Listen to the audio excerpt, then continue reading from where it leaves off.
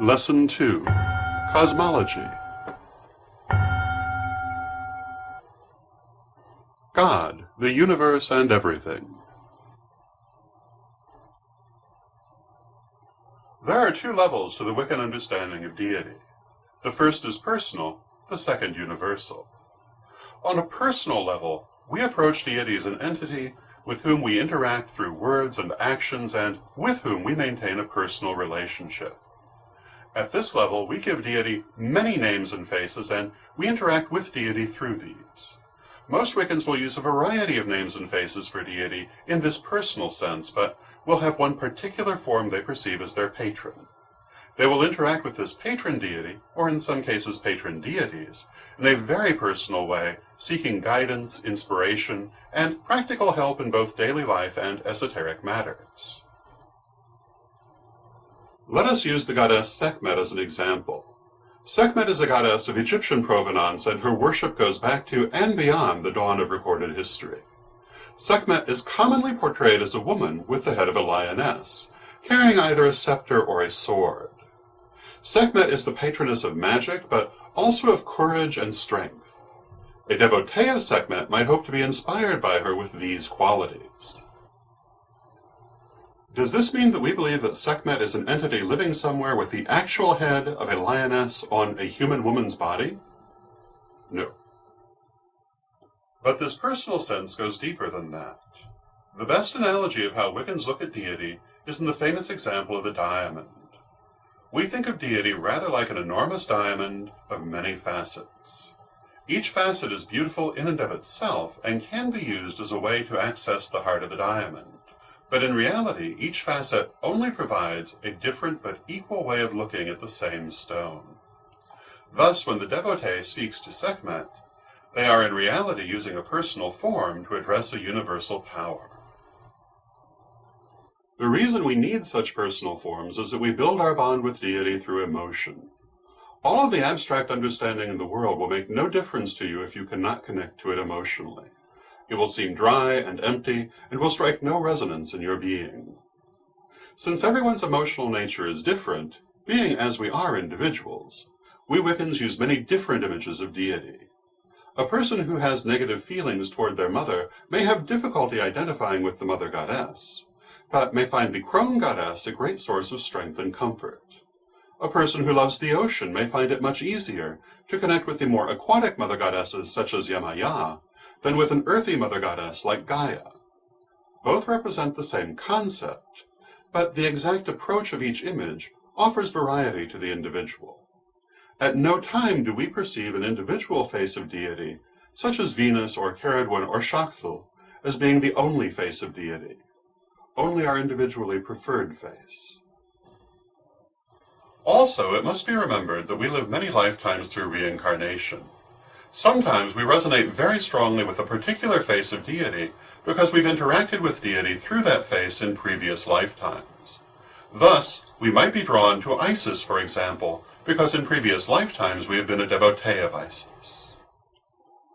The second way in which Wiccans look at deity is universal. We acknowledge that the true nature of deity is beyond all names and forms, and indeed perhaps beyond all mortal understanding. As our personal images of deity are the facets, so universal deity is the diamond. Wiccans believe that any one name or form for deity can never possibly encompass all of the nature of universal deity, but rather can only serve to limit our understanding of it. Because of this, we regard monotheism as an extremely primitive and limiting point of view. Rather, we use our personal images of deity symbolically to help us understand the nature of universal deity, and we use myth as a tool to illustrate the qualities and processes of universal deity without ever imagining that a single view can encapsulate the whole nature of the divine. Having laid out this basic understanding of how Wiccans view deity, let us illustrate it by presenting one of the most sacred myths of the Wiccan faith and explaining its deeper meaning. Introduction to the VANGELO DELLE STREGHE. One of the most sacred pieces of Wiccan literature is the VANGELO DELLE STREGHE. This is a collection of legends preserved and passed down through generations of the Aradian witches of Italy. A little over a century ago, the Italian witch Maddalena Allenti gave a copy of the Vangelo to the famed folklorist Charles Godfrey Leland, on the understanding that he would publish it.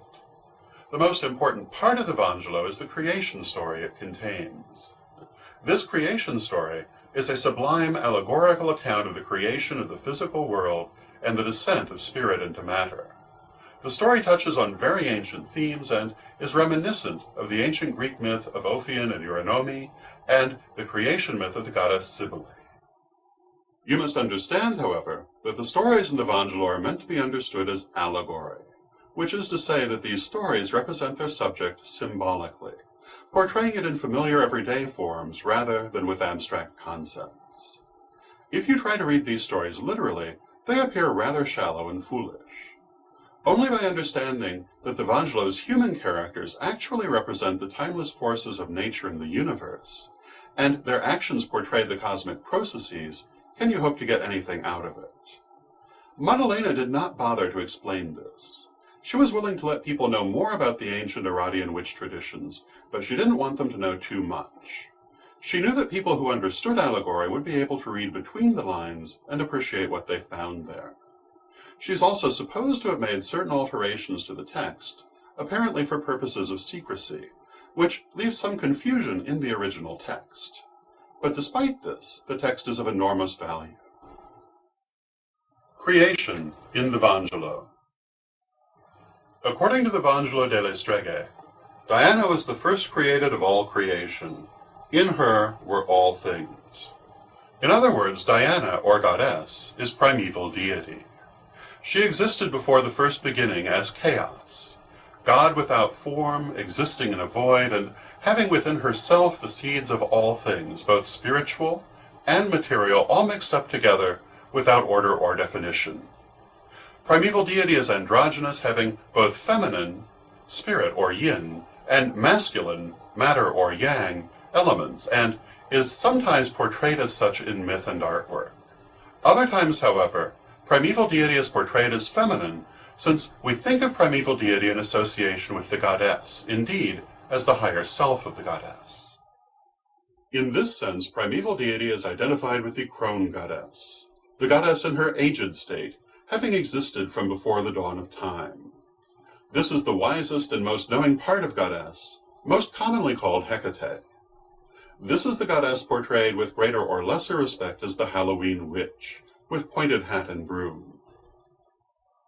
For endless eons, primeval deity existed in this amorphous and undifferentiated state, in the darkness before the first creation.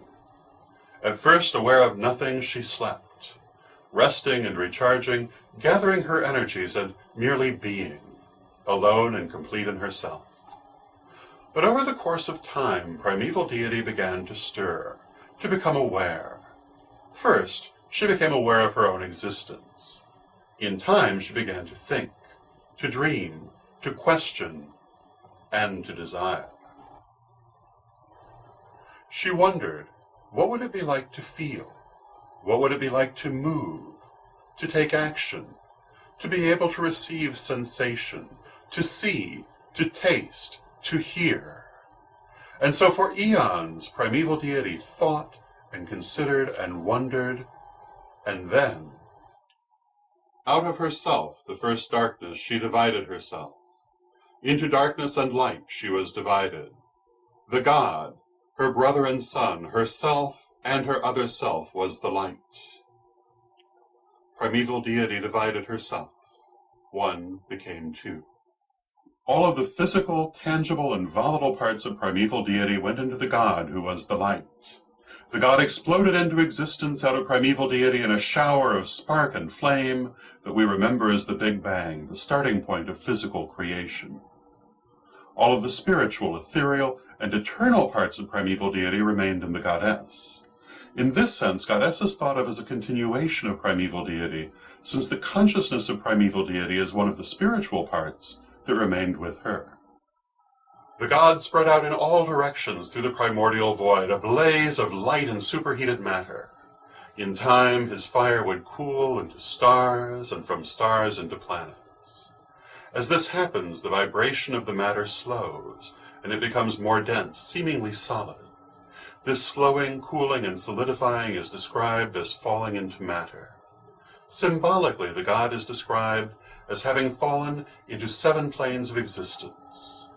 Some people say there are more, but since the divisions are not as exact as all that, the number is not as important as the concept. 7 is the ancient number, based on the idea of the 7 Ptolemaic planets. That is, the sun, the moon, and those planets visible with the naked eye. The 7 planes are, from the lowest up, physical, emotional, mental, astral, solar or egoic, monadic, and divine. We will talk more about these later. The 7 planes are also sometimes called the 7 spheres or the 7 dimensions. All refer to the same basic concept. The VANGELO continues. And when Diana saw that the light was so beautiful, the light which was her other half, her brother, the god, she yearned for it with exceeding great desire, wishing to receive the light again into her darkness, to swallow it up in rapture, in delight. She trembled with desire, and this trembling was the first dawn. But the god's light fled from her and would not yield to her wishes. He was the light which flies into the most distant parts of heaven, the mouse which flies before the cat. Seeing the beauty of the god, that is, of the physical world, the goddess was entranced with desire and wanted it back. She had dreamed of seeing and tasting and doing, but being separate from the god, she could do none of this. She could only observe from the outside that which she had created.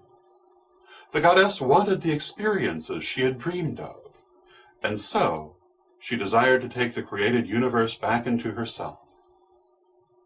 But it wasn't that easy. The VANGELO tells how the goddess went to the oldest part of herself, primeval deity, who was still within her. The VANGELO calls primeval deity the mothers and fathers who were before the first creation, which emphasizes primeval deity's androgynous aspect. In other words, the goddess consulted her own higher self. In many ancient myths, notably the story of Demeter and Persephone, this same process is shown by the goddess entering Hecate's cave to take counsel from the eldest and wisest part of deity. In the VANGELO, Diana asked primeval deity how she could reunite with the god, how spirit could take matter back into itself. And the ancient one, primeval deity, the goddess' own higher self, answered in this way. To rise, you must fall. To become the greatest of all goddesses, you must first become a mortal. In other words, it was not possible for spirit simply to take matter back. If the goddess wished to reunite with the god, to be one with matter and experience it, she had to enter into the physical world. Only in that way could the goddess and the god reunite. And so Diana fell. That is to say, she descended through the 7 planes to the physical. She did this by dividing off parts of herself, the many souls, which she sent into the physical and placed into physical forms. Each soul was to lead many lifetimes, going through many physical forms in the process. Seeing this now, you are one of the lifetimes of one of those souls that are part of the great goddess. We are her children, and we are also children of the god, for our existence is the accomplishment of their union. The VANGELO describes this process in extremely symbolic terms. It tells how Diana took the form of a cat, the soul entering into matter, and in this way got close to the god. Then, resuming her own form, she made passionate love to him. Then, to maintain the union of spirit and matter, the goddess cast a spell. She sang a charm, and her voice was as the buzzing of bees. And then Diana sat at her spinning wheel and began to spin the thread of life, and the god turned the wheel. In other words, having placed soul into matter, the goddess used the power of sound, that is vibration, to set the universe as we know it into motion. Energy is what holds all things together, from subatomic particles to galaxies of stars. The vibration of that energy, its movement, sometimes described as its frequency, is what makes it work and determines on what level it works. The denser or more physical a thing is, the lower its vibration or frequency is said to be. The more spiritual the energy, the higher its vibration. Vibration is comparable to sound, which can be a powerful magical tool. For this reason, the vibration of the universe at differing frequencies through each of the 7 planes or spheres is often described as the music of the spheres. Music and song have long been used in many spiritual traditions as a means of affecting the vibration of energy. Sound can be used in this way to disperse negative or unfocused energy, to break down psychic blockages, and to create or affect specific energetic forms. Sound is a very powerful tool precisely because sound, or vibration, is the very force the goddess used to set the wheel of life into motion. Called the goddess spinning wheel in the VANGELO DELLE STREGHE, the wheel of life is a very ancient concept. It is represented annually by the sacred wheel of the year, which you will learn about in Lesson 3. From this wheel, goddess, spirit, spins the thread of life. That is, she determines its nature, qualities, the lessons to be learned, and the things to be done and accomplished. The destiny, if you will. But the god, matter, or perhaps more precisely physical experience, turns the wheel. As the goddess is the nature of life, the god is the process of living, the movement through the planes of existence. The goddess is the essential nature of the universe and of life itself. She provides the divine spark that animates all things.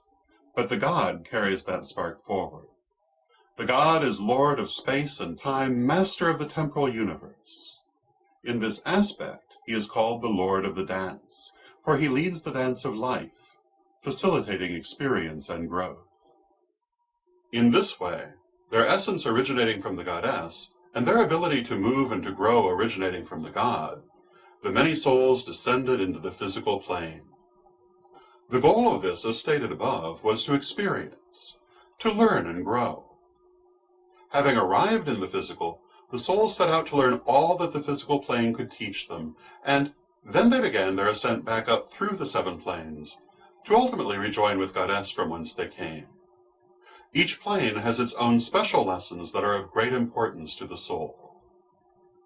Though seemingly separated from the goddess, each of these souls remains always attached to her, always a part of her, for it is through them, as part of them, that the goddess entered into her own physical creation, the god. We are one with the goddess, and our experiences are her experience. We are eternal and immortal as souls, never cut off from goddess or spirit, only differentiated. All of the powers and abilities of the goddess are within us and at our command if we can clear our vision enough to see and access them. Descending through the planes of existence was like going through a curtain or veil. The veil obscures our vision of the things above us. Because of the veil, we forget that we are part of the goddess, that we are spiritual beings experiencing the physical, and start to think that we are simply physical beings. As we ascend the planes, we are highly aware of those planes that are below us, and we perceive them fairly easily. It is much harder to perceive the planes above us. From where we are, it is difficult for us to see or communicate with the higher planes of consciousness, and it is easy to imagine that what our eyes perceive is all that exists. To progress, we must part the veil and see beyond it. The more we work magically and psychically, the thinner that veil becomes. Some people are born with the veil already very thin. These people are said to be born old. It may seem that those who are born old don't have to work as hard to progress, and that psychic and magical skills just come naturally to them. This is because they have already done the work to develop these skills in previous lifetimes. It is generally said that we are currently on the mental plane, able to easily perceive mental, emotional, and physical energies. It is also said that we are, and have long been, in the process of moving into the astral or intuitional plane, and thus have increasing perception of what we might loosely call psychic matters. Though we have some perception of the planes beyond this, it is difficult to see very much of them from our current position. Of course, as in all things, there are a variety of points of view on the subject of the planes or spheres of existence. This is the Correllian view. X. You are here. As you can see, Wicca perceives the conscious mind as only a small part of a much larger being. originating from and eternally connected to the Mother Goddess. Our conscious self is normally a reflection of our physical body, first dimension, our emotions, second dimension, and our thinking mind, third dimension. These three dimensions of our being are said to compose our lower self. It should be understood that lower refers to vibrational frequency and is not meant as any sort of value judgment, as all parts of the being are good and valuable. The lower the vibrational frequency, the greater the physical density. As humans, we normally have a natural comprehension of these three aspects of our lower self, accepting them without question as an obvious component of our being. We all know our physical body and its reactions. We all feel our emotions, both conscious and unconscious. We are all aware of our cognitive and rational faculties. All of these are within our level of common experience and are known to us, if not always fully understood. Above our level of common experience is our higher self, a concept you were introduced to in Lesson 1. The higher self, like the lower self, has three levels of being. Immediately above our common perception is the astral self, fourth dimension.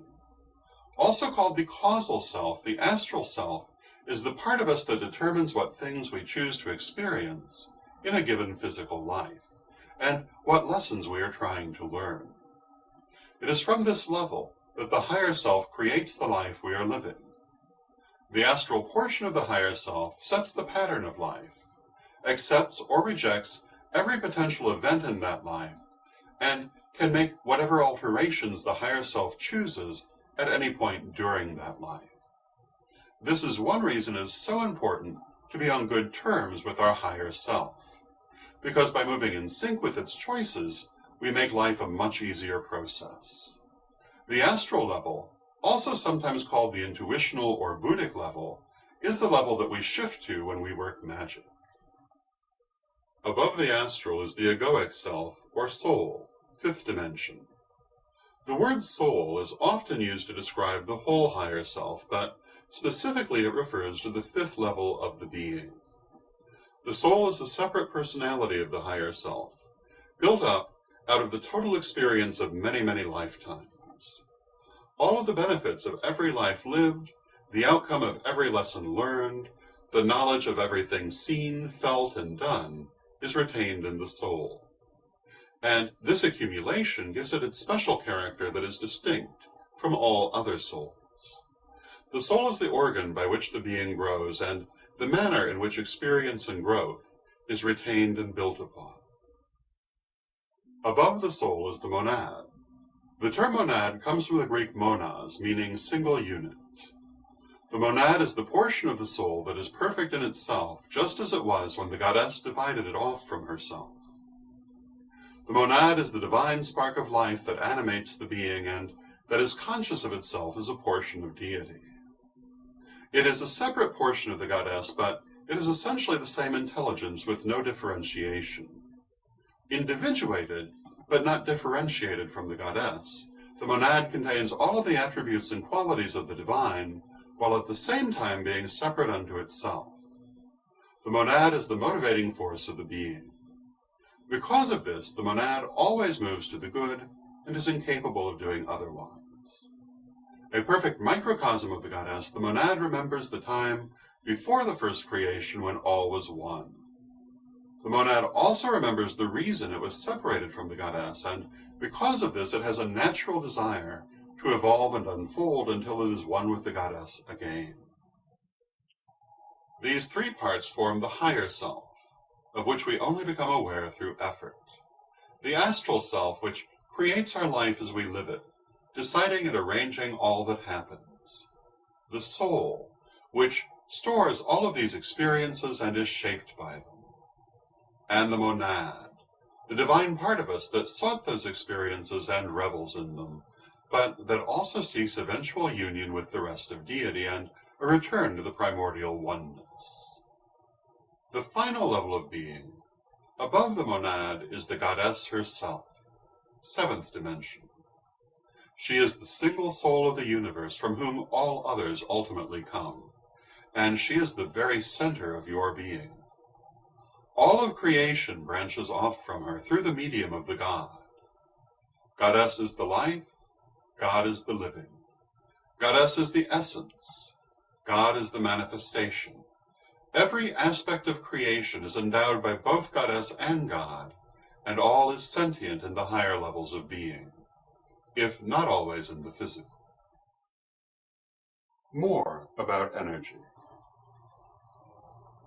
Now, as we said in Lesson 1, the universe is composed of energy. All of these different parts of the being are composed of energy. You, in every level of yourself, are composed of energy, as is everything around you. Energy reacts to thought and emotion. This is why, by rising to your higher self, specifically the astral level, you can affect and control energy, work magic. This is also why energy affects you, and why clearing and releasing is so important. There are other ways in which you can be affected by energy, besides holding excess energy after psychic and magical work. The energy of certain times and places has an effect on people, as does the energy of certain objects, such as gemstones, to use a well-known example. By aligning with these energies and working with them, you can increase and improve your own energy, and thus your psychic and magical abilities and their results in your everyday life. In Lesson 3, you will learn more about how these energies affect you, and how you can best take advantage of them to aid your personal spiritual growth.